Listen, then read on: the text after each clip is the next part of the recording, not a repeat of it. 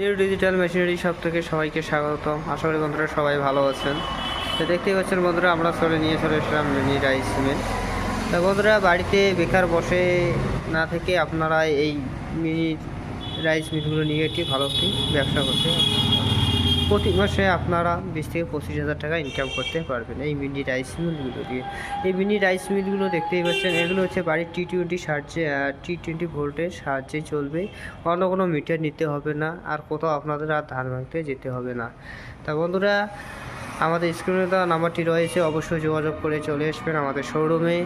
দেখতেই পাচ্ছেন বন্ধুরা, এগুলি হচ্ছে সিঙ্গেল রাইস মিল। দেখতেই পাচ্ছেন এটি লিও কিং, এটা হচ্ছে ইন্ডিয়ান প্রোডাক্ট। দেখতে পাচ্ছেন লিও কিং 900 মডেল, এটা হচ্ছে লিও কিং মডেল।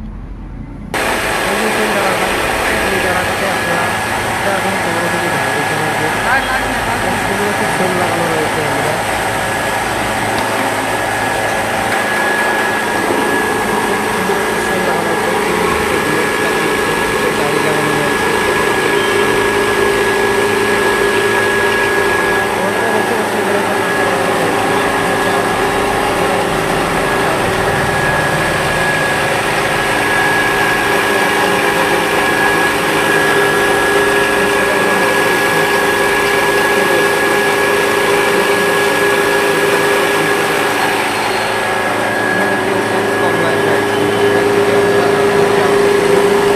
আপনারা কেউ হলদি ভুট্টে আপনারা গ্রো করতে পারবেন।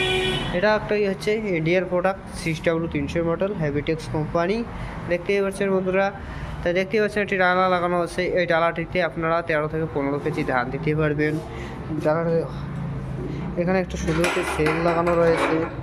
দেখতে পাচ্ছেন সেলটা খুবই সুন্দর একটি সেল লাগানো রয়েছে। দুপাশে দুটি বিলেট লাগানো রয়েছে, জালি লাগানো আছে, উপরে একটি জালি লাগানো রয়েছে। দেখতেই পাচ্ছেন বন্ধুরা, দেখতে পাচ্ছেন এখানে একটা পাঙ্খা লাগানো রয়েছে। আপনার চাউলের সাথে যে মোটা ভুসিটি আসবে এইদিকে আপনার আউটলোড দিয়ে বাইরে হয়ে যাবে, আর আপনার যেটা চাউল ভেঙে যাবে এইটি দিয়ে আপনার বাইরে হবে, চাল একদম জমতে যাবে।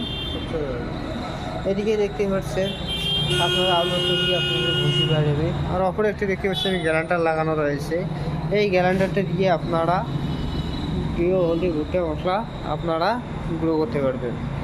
তো এই গ্যালেন্ডারটি দিয়ে আপনারা 1 ঘন্টায় 70 থেকে 80 কেজি আপনারা ভাঙতে পারবেন। অপর দিকে আরেকটি হলার লাগানো আছে, একটি দিকে আপনারা লঙ্কা হলুদ গুঁড়ো করতে পারবেন। তো বন্ধুরা, দেখতে পাচ্ছেন এখানে একটা আউটলোড লাগানো রয়েছে। এই আউটলোড দিয়ে আপনারা যেটি গুঁড়ো করবেন সেটি এই আউটলোডটি দিয়ে বাইর হয়ে যাবে। তো বন্ধুরা, এর সাথে আমরা মোটর দিয়ে থাকি 4.5 HP, এইখানে আমরা মোটর দিয়ে থাকি।